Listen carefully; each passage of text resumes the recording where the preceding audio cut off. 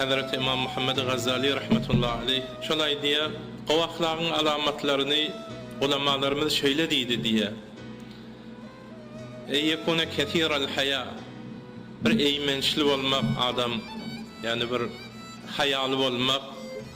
kalilul eza, eziyeti az olmak, hiç kime eziyeti bolmasa, Müslümanlar aramışta, rahatta yaşada.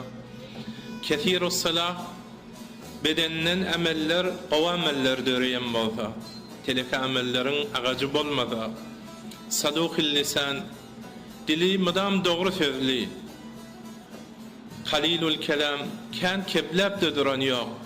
kethirul amel, emele gidip kalan heyvara yakşı emellere, kan encam beriye piş kadam, halilul zelal, hatafı zadıda ağzara, mıdam fikir bilen, din bilen yaşaya,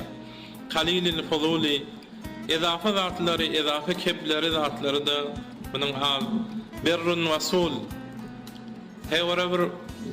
ovğılıklı sile-i rahimlerinde kat etmeyen insan, vakurun sabur, bavakar,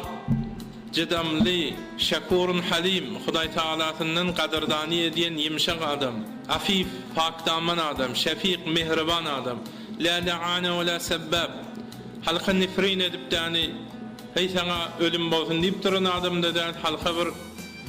telefes söğüp, zat edip öcür edip yürüyen adam da değil, ve la nemmam, şugul da değil, ve la muhtab, gıybet pişeli de değil,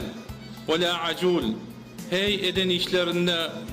havlıkmaç, mıdam öcüre de değil, ve la hakut, kinetuz da değil, ve la bakil kıskanç da değil, ve la hasud gorib de değil. Yani kuvve ahlaklı adam, şahlaklar özünde bolsa, kuvve ahlaklı bolye deyip İmam Muhammed Gazali aydiye.